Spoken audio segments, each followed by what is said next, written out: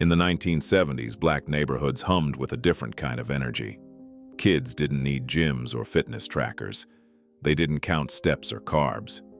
Yet somehow they stayed lean, strong, and tireless, from sunrise to streetlights.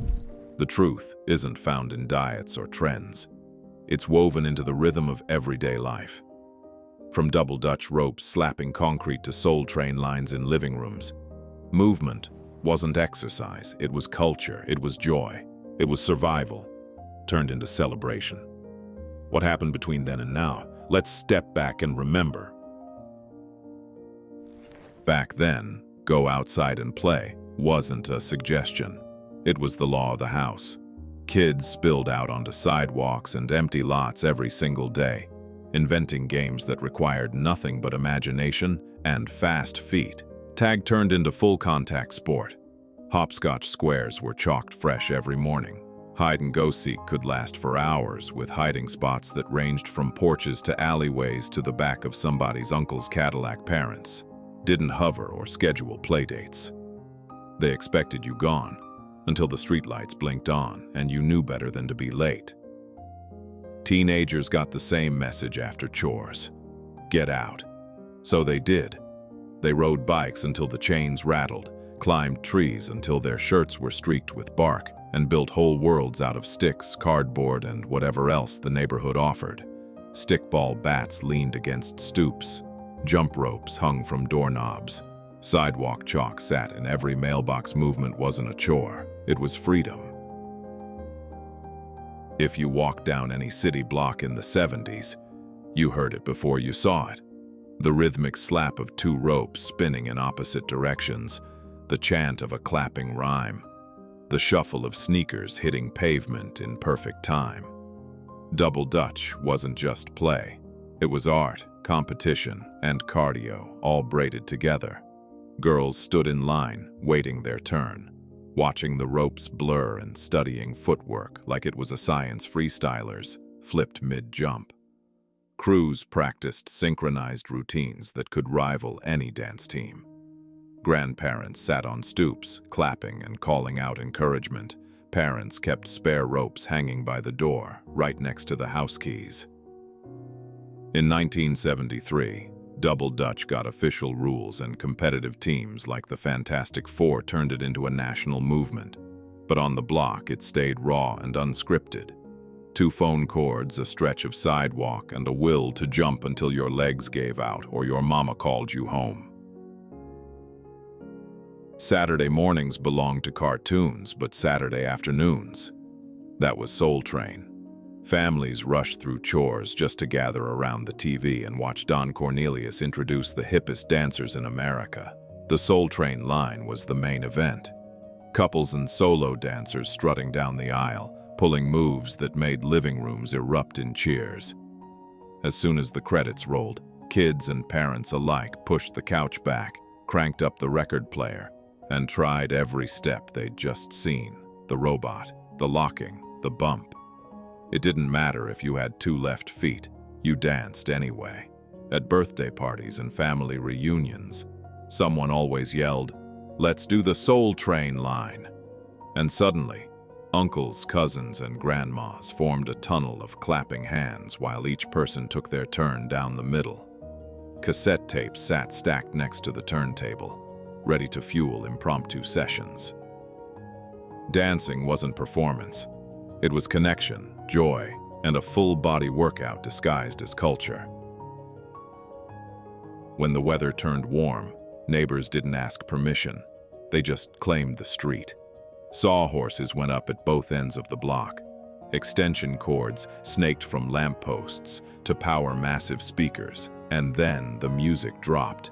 Block parties were where communities came alive, where DJs spun records until the pavement vibrated, and everyone, kids, teens, elders, danced under open sky.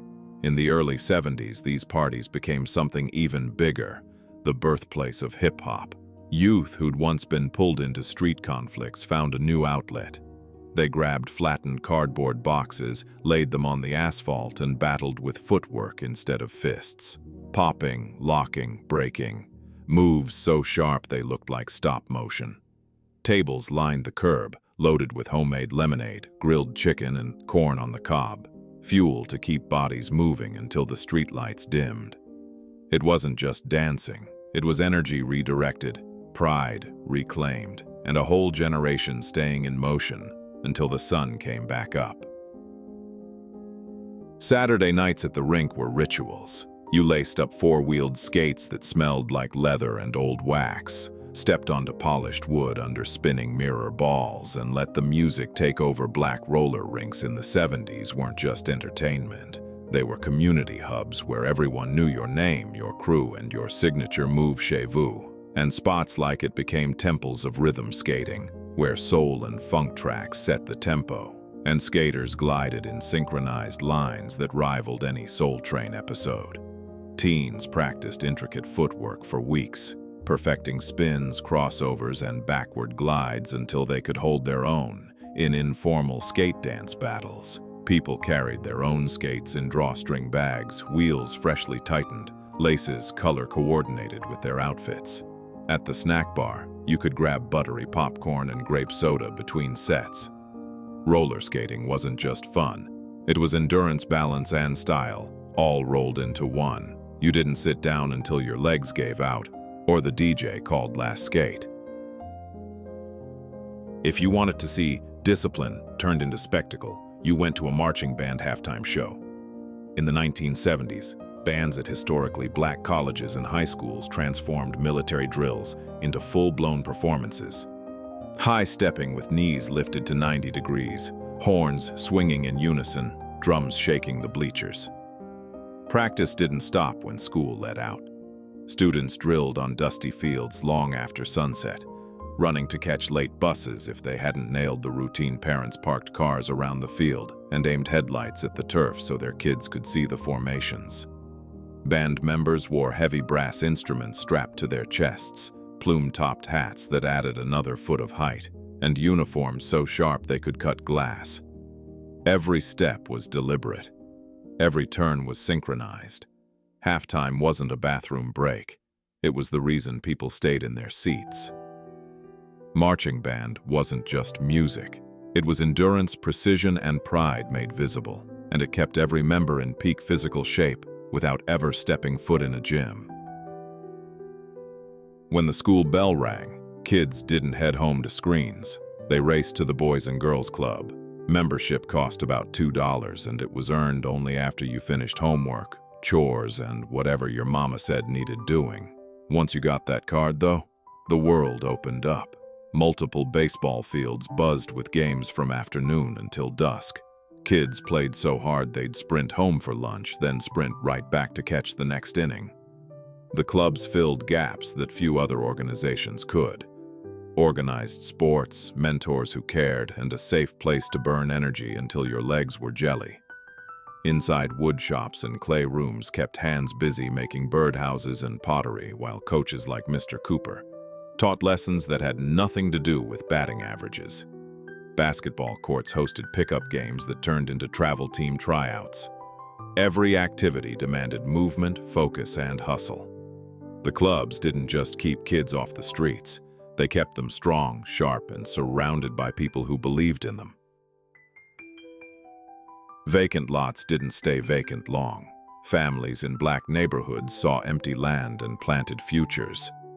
Armed with donated seeds, hand tools, and knowledge passed down from grandparents, they turned rubble into rows of collard greens, tomatoes, sweet peppers, and herbs that perfumed entire blocks. Kids learned to dig, weed, water, and harvest alongside elders who treated the soil like a textbook. These gardens weren't just about food. They were cultural classrooms where stories about southern roots and ancestral growing techniques were shared over turned earth. Homemade compost bins sat in corners. Painted rain barrels collected water. Folding chairs lined the edges where neighbors shelled peas and swapped recipes. Tending a garden meant hours on your feet. Bending, lifting, carrying, planting. It was labor, yes, but it was also medicine, fresh air, sunshine, purpose. The gardens grew vegetables, but they also grew community, resilience, and bodies that stayed strong without ever needing a gym membership or a trainer counting reps. Before the sun came up, Parents and volunteers gathered in church basements and community centers to cook. The Black Panther Party's Free Breakfast for Children program, launched in 1969, fed thousands of kids every morning. Grits, scrambled eggs, toast, fresh fruit, and a carton of cold milk. By 1970, the Panthers claimed they were feeding 20,000 children across the country. Kids lined up with tin trays, moving down a serving line where adults smiled and filled their plates with hot, real food. It wasn't charity. It was dignity. It was care made visible. Colorful posters of Malcolm X and Angela Davis hung on the walls, reminding children they were part of something bigger. Local grocery stores and farmers donated supplies, and the meals were hearty enough to fuel long school days. No sugar cereals, no vending machines. Just breakfast that stuck to your ribs and reminded you that your community had your back. These programs didn't just fight hunger. They built strength, focus, and a generation that started each day nourished. Sunday mornings smelled like heaven. Collard greens simmered low with ham hocks. Fried chicken crackled in cast-iron skillets. Macaroni and cheese bubbled golden in the oven. By the time church let out, the table was set and the house was full. Extended families squeezed into dining rooms, passing cornbread still warm from the skillet and pouring sweet tea into mismatched glasses. Conversations overlapped. Laughter, debates, stories that had been told 100 times but still hit. Soul food wasn't just cuisine. It was culture on a plate, tradition cooked with love. The term soul food gained popularity in the 60s and 70s, and Black-owned restaurants became neighborhood gathering spots where people ate together and felt at home. Checkered aprons hung on hooks. Porcelain serving bowls were handed down through generations. Meals took time to prepare, and even longer to finish because no one rushed. Eating together meant moving together, setting tables, washing dishes, dancing between courses. Food was fuel, yes, but it was also connection. And it kept bodies lean because nothing was wasted. Portions were honest and every bite mattered. In 1970, Americans consumed about 2,160 calories per day. Dinner plates were smaller, 8 or 9 inches across, and servings were modest. A piece of fried chicken, a scoop of greens, a slice of cornbread. That was dinner. No one piled plates high or went back for thirds unless it was a special occasion. Desserts were treats, not daily habits. A slice of sweet potato pie on Sunday. A handful of cookies after school. Families didn't snack on jumbo bags of chips because those didn't exist yet. Instead, they shared bowls of fruit, apples, oranges, bananas, or cracked open peanuts while watching TV. Homemakers measured flour and sugar from canisters, baking cakes and biscuits from scratch rather than ripping open boxes of processed mixes. There were no supersized sodas or value meals. Portions reflected what the body needed, not what corporations could sell. And because food was cooked at home with real ingredients, it took effort to make and time to eat. That alone kept people mindful, grateful, and naturally lean. Before the late 70s and early 80s, ultra-processed foods and sugar-sweetened beverages hadn't yet flooded Black neighborhoods. Fast food chains were rare.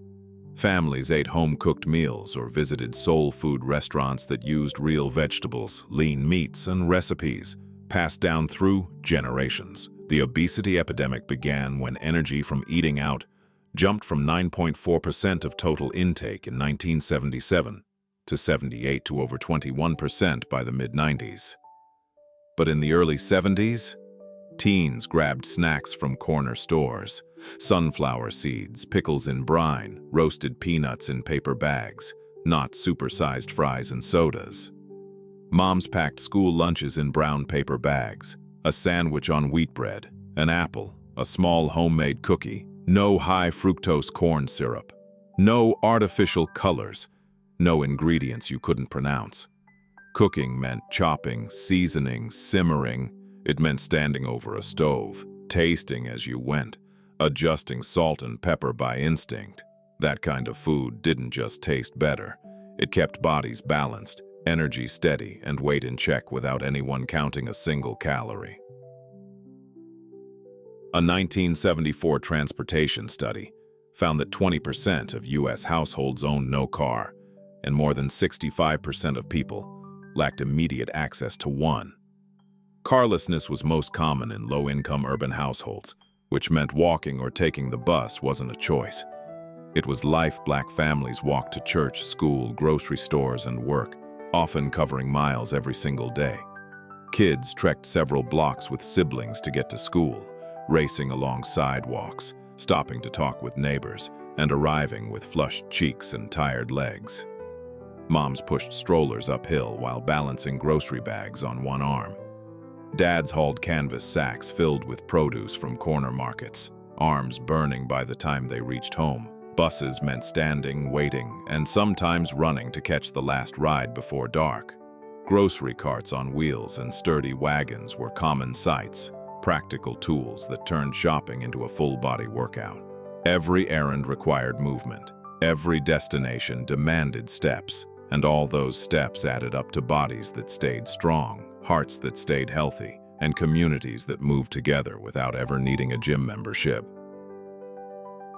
In the 1970s, most American households had one screen, a television with rabbit ear antennas perched on top. By 2015, the average household had 8 screens. By 2024, it was 17. But back then, families negotiated viewing schedules like diplomats. Saturday morning cartoons were sacred, but once they ended, kids were kicked outside. The TV stayed off until evening, when everyone gathered to watch Good Times or Sanford and Son. Living rooms featured family photos, not rows of glowing rectangles. Children waited all week for their favorite shows and spent the rest of their free time running, playing, building forts, and inventing games that required nothing but imagination and open space. Board games came out on rainy days. Monopoly, checkers, Trouble, and stories were told out loud, passed from grandparents to grandkids in real time, not through screens. Boredom wasn't something to fix with a device. It was fuel for creativity, movement, and connection. And because screens didn't dominate, bodies stayed active, minds stayed sharp, and families stayed close. Students endured gym class challenges that felt like boot camp. Push-ups until your arms shook, sit-ups counted out loud, rope climbs that left palms burning and legs trembling, the shuttle run where you sprinted back and forth until your lungs screamed. The presidential physical fitness test wasn't optional. It was a rite of passage, a national standard that every kid had to meet. Teachers led stretching routines on cinder tracks and grassy fields, making everyone run laps during recess whether they wanted to or not. PE. Equipment like climbing ropes, medicine balls, balance beams, and giant parachutes were favorite playground fixtures that encouraged movement, teamwork, and a little healthy competition. Early fitness advocates argued that older generations were tougher because their daily lives required more physical activity. So to combat modern sedentary lifestyles, the U.S. government introduced these tests in schools. Earning a patch or certificate for high scores meant something. It was proof you worked hard, pushed through, and met the standard. Physical education wasn't a joke. It was discipline, endurance, and pride, wrapped in gym shorts and sneakers. Black communities in the 1970s stayed fit without gyms because life demanded movement. Walking, dancing, playing, cooking, working, all of it built strength, endurance, and resilience. Staying active wasn't a trend. It was survival, culture, and joy rolled into one.